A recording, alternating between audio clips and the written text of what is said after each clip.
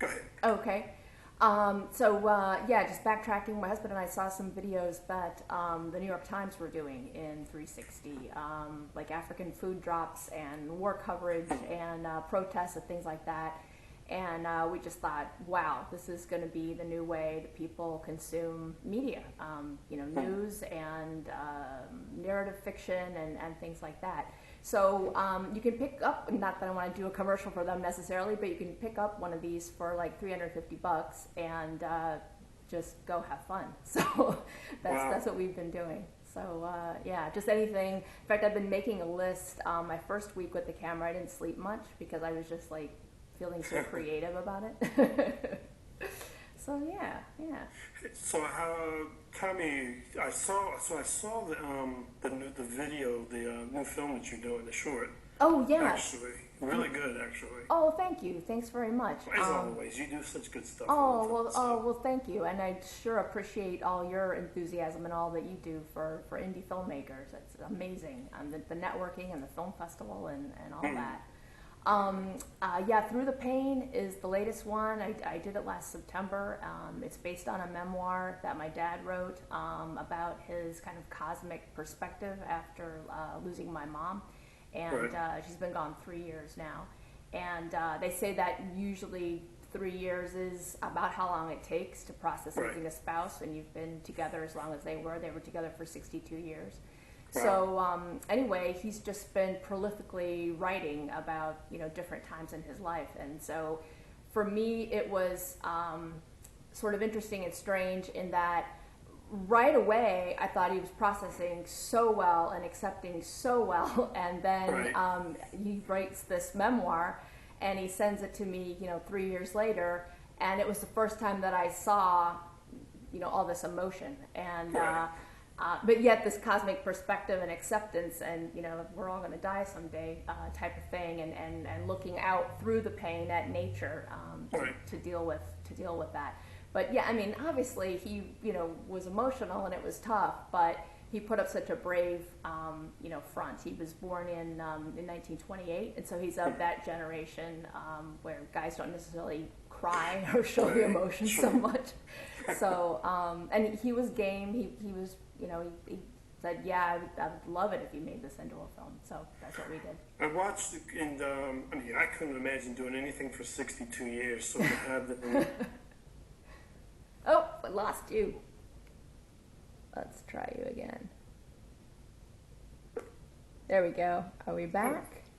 Did I lose you? There we go. Now I think we're back. There we go. Okay.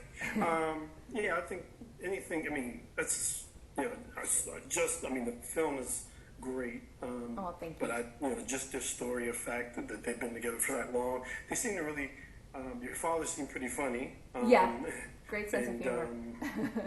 So do you think you've gotten So what do you think you from that 62 years of growing and living and what do you think you've taken personally out of that situation?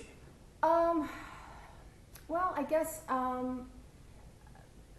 again, seeing him be able to look out at nature and just release her and realize that, I mean, she was the type of person, she even had a living will where she had a massive stroke watching a Paul McCartney concert sitting at home on in her lazy boy, and so he just kind of knew in that situation she didn't want any extra heroic measures, and in fact she went in and one of the last things she said where she was coherent was, they said to her, we can put a shunt in your brain and try to drain all the blood, but you've got bleeding on the brain, and this would be a long road back if you came back at all. And she said no, she didn't want any of that. And so then they asked her, the typical questions to make sure that she was compos mentis. And one thing they asked her was, who is the president? And she said, Barack Obama, and I couldn't be happier. So it's like, and she was, and she had worked a lot for him, ever since he was coming up as state senator. She'd been involved in campaigns and marching in parades with him, and so it was just when she said that, it's like Yeah, she knows she knows what she wants, and she wants to go. So so anyway, So you've done a lot of mostly shorts over your career, correct? yes, yeah. In fact, I've done 17 shorts. So since the year 2000. And so is there any reason why you decided to kind of just kind of master that environment, or and is there any looking towards a bigger, like longer length type film? Yeah, no, I actually, I'm going backwards. I started in that feature world trying to put together a feature film based on a Spanish novel, and trying to raise money for about 9 years, you know, seeing different directors and casts come and go.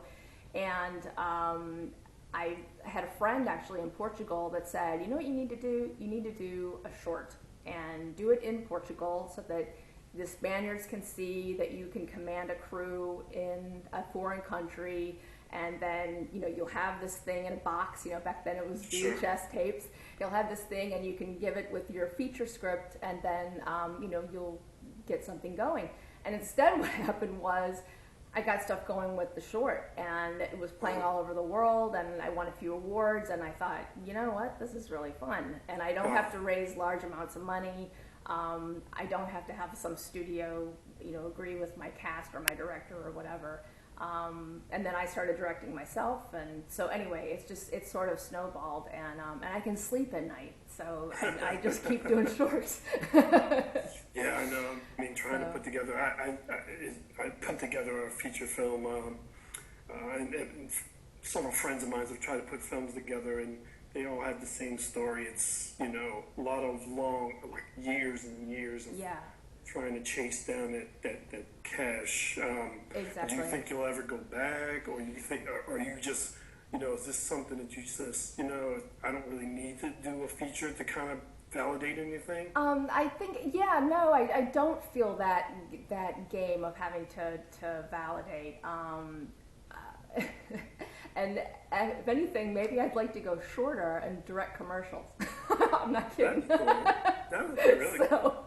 I think you have a great style for like that compacted time frame, you know, because to be honest, I think, and maybe you agree, I think it's harder to do a short because you have such a limited amount of time to tell the full story, or as much as you possibly can. Yes, thank you, and I'm glad you said that, because some people, when I say that, they say, oh, you know, you're just trying to explain yourself that way, but no, I think that's very true. It's much harder because you have to write so concisely. You know, in a short, you can't have your main characters, you know, walking through the park, and what does that mean?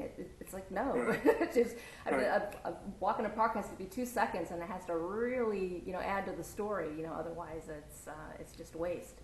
So and you have to use concise composition, concise costume, the dialogue just has to be sharp, so that everybody understands, oh, that's what that character's about. He's evil, or he's good, or, you know, whatever. So. And speaking of sharp, I was laughing at the story you gave me about Larry David. That's funny. That you so how? And right here in this living room, yeah. How's that happen? The strangest thing, I got a knock on the door, and it was a woman who gave me her card, and it said "Curb Your Enthusiasm" on it, and she was the location manager. And to this day, I don't know where she lived, but she says, I walk, you know, by your house all the time, and I think it's just so cute. And I'm wondering if you would consider at all having Larry David. And have you heard of the show? I was just like, what? Having Larry David do what? And she said, you know, shoot something here. And so then she laid out what that was about. And it was the episode with Moon Unit Zappa, where Larry has to use the bathroom, and no one's letting him use the bathroom. And finally, it's not a spoiler alert because it's 13 years ago, but Moon opens the door, and she's dressed in a full burqa, and Larry just looks at her and he's like, oh, forget it, I'm not going to ask. And so she asks, so what do you need? And he says, I really need, my car broke down and I need to use the bathroom. So anyway, she lets him in, and the episode proceeds. But yeah, so that was all here in this living room. You get HD, but you don't get spherical, and then Facebook kind of compresses it too much, but at least you get spherical. So this Meta channel is supposedly putting all this up in its glory. So yeah, you might want to get involved. It's a woman named CC Morkajanis. So I can send you the contact. Well, thank you for that. Sure. I'm going to check them out as soon as I'm done with this. Okay. Dawn, this was great. I'm so glad you got thank this. you. You're the first one of the year, and I'm going to tell people how wonderful you are because I've always been a big fan of your work, and you've always been really gracious to me and supported the kind of stuff we do, and I like supporting the filmmakers. So well, you do a good job of that. So thank you so much. Yeah, wonderful. So when will this air? Do you have like a podcast channel or? This will be up as of tomorrow morning. Oh, okay, wonderful. It'll be available on YouTube. Okay. It'll be available on Facebook. Okay. It'll be available on our website. Okay. It'll be available. We have a number of channels. It will be everywhere. So. Okay. Oh no. I now send, obviously, once it's done, I'll send it to you so you can check it out and share it as you like. Okay, wonderful. Okay. And in the meantime, I'll send you the 360s that we took. Oh yeah, I'll include that as part of the article. Actually, Okay. that'd be cool. Awesome. Thank you so much for sitting with me. It's awesome. Sure. And I love the fireplace. Oh, yeah, there you go. We're just missing some Courvoisier or something. I know. All right, you have a great night. I'll talk to you soon. All right, thanks, Daron. Okay, bye. Bye-bye.